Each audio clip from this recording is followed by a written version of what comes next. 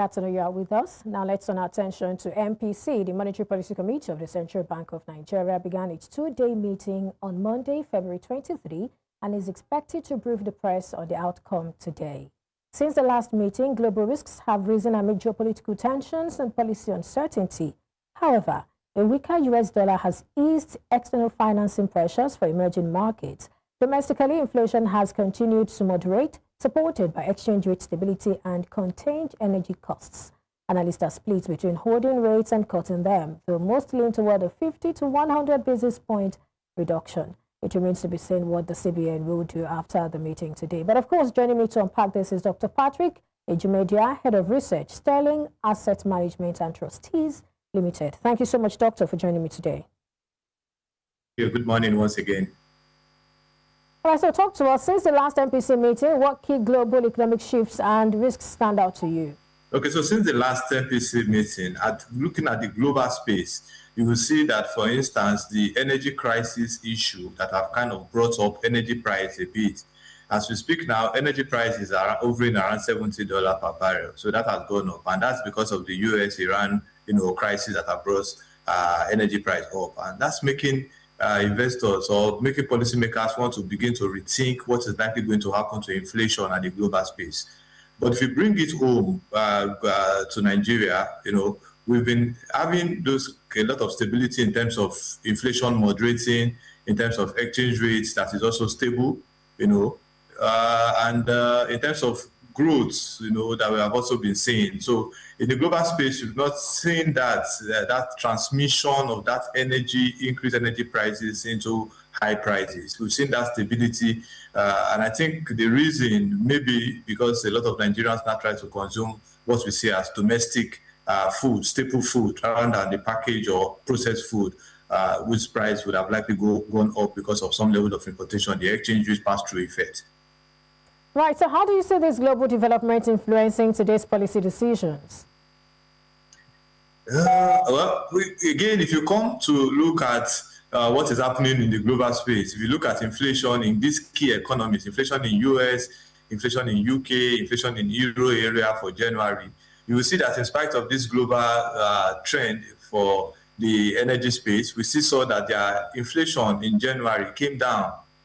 And, so again, as much as they are also trying to study what is likely going to be the impact globally, they are also thinking of likely to do a rate cut, because at the moment, most countries are trying to prioritize growth of their various economies. So because their inflation is going down, we may not be seeing inflation, the pressure of inflation from domestic environment coming into Nigerian space, because again, inflation is going down, like I said. So I think now that the inflation is going down, it's now a time for our monetary policy authority to also begin to think that they are also likely to do a rate cut further, except the issues happen otherwise. So they are likely to do a rate cut further, maybe towards the middle of the year. So they might give us, with today's decision making, I think what they will be looking at is, okay, given that inflation is trending down with those countries and the likelihood that these countries are likely to cut rates, again, it's time for them to be thinking of, let's do a bit of rate cut so that we can also target or prioritize growth in our economy. That's quite interesting. So you don't think that, cutting might be a bit too early? There won't be risks as a result of that? Yeah, so I think I've heard a lot of analysts saying that cutting might be too early, and they are bringing up some issues that are also very important. The issue of liquidity, the issue of election spending, the issue of government spending. They are bringing these issues on the ground. Yes, these issues are important, but if we look at the gain that we've had in recent time, like I've said, real interest rate is now positive, exchange rate is now stable. The need to prioritize growth, real growth, and again, inflation that is coming down in advanced economies.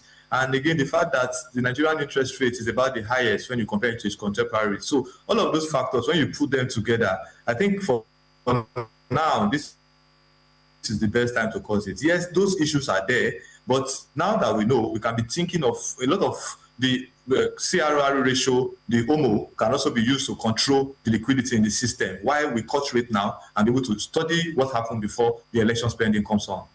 All right, now speaking of inflation, I mean, the January figures were quite surprising to a lot of people. I don't know about you. I mean, people were projecting some other figures, 18 to 19 and all that. And then we also saw month-on-month deflation in a couple of tickers. Now, what do you make of this, really? Yeah, so basically, usually if you check the trend for Nigerian data when it comes to inflation, inflation usually trends downward, between January and February. And of course, the reason is obvious. After the holiday festive season and all that, there's low demand. People would have stocked up for December, January, and a lot of people have bought a lot of things for December. So usually January, inflation usually trends downward. So if somebody tells me it's looking at inflation going up in January, I just feel no, just check the trend, and that will give you a big picture of what has been happening. Of course, we know that the recomputation, the methodology, has some level of role to play. But the January and February effect too has some significant role to play in terms of the numbers that came out. Right. So in your opinion, the January effect was able to offset whatever other indices. Well, we'll go on a very quick timeout now. When we come back, we will continue. Please stay with me, Dr. Ejumedia.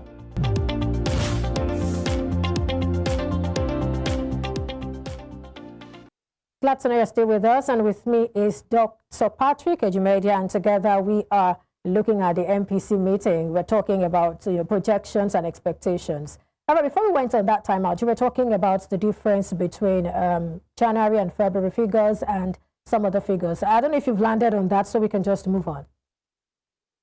Yeah, I think we landed that, because I was saying basically that there's usually January effect. Inflation usually in January doesn't go high because the January effect is there. A lot of people have done a lot of expenditure for January in preparation for the festive period and all that. So when it comes to January, if you check the trend of Nigerian inflation, you see that downward trend, particularly in January and February. Towards March, you can see some level, of inflation, because we are entering, the what's it called now, the Easter and end of fasting and all that. But January, inflation usually trend downwards. So I think that's the point there.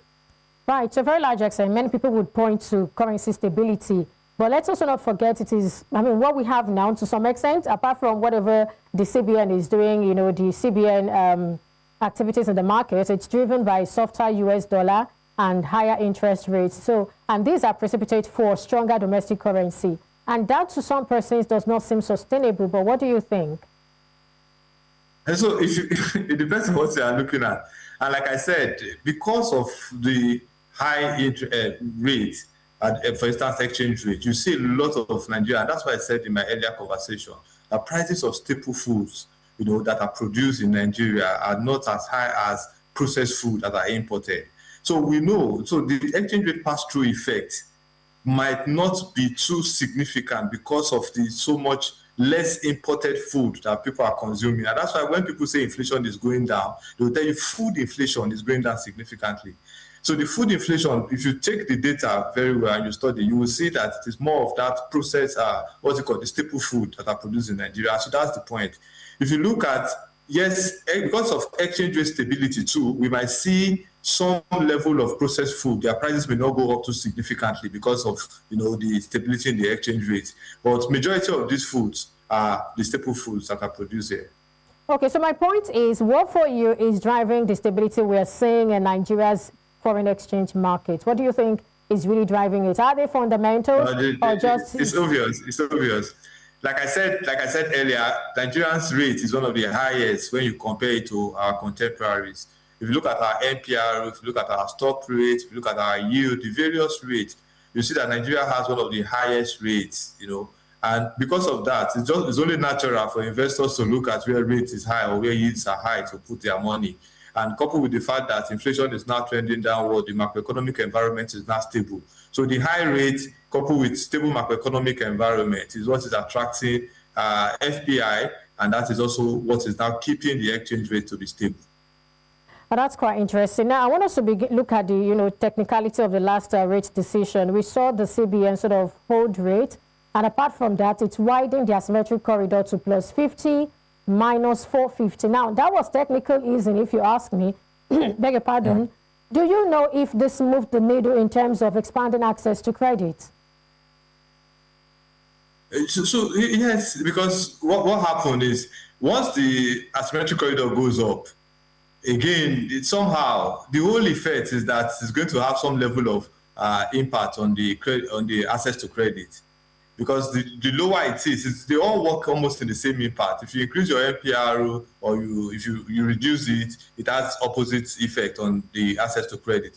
Likewise, the asymmetric corridor. The asymmetric corridor is telling you the rate, the band at which customers can get loan from the banks, and of course that has a role to play in determining other rate, the interbank rate, for instance, the overnight rate, for instance. It has a role to play. So of course, all of those things will have some level of impact on the access to credit by customers.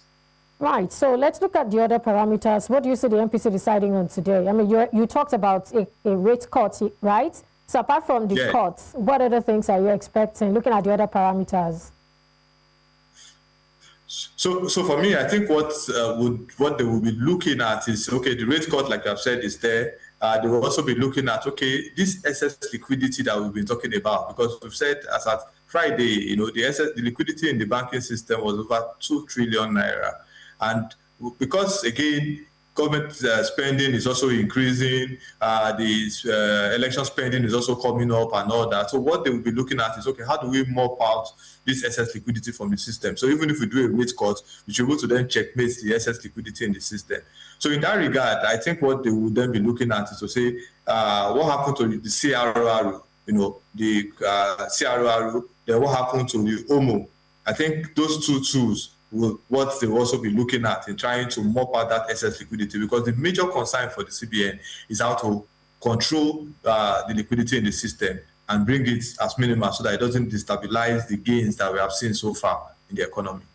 Okay, so rate cut, by how many basis points are you looking at? Yeah, so basically a minimal rate cut, like I said, if they do anything above 50 basis points, then it's going to be a very bold step that the CBN has taken.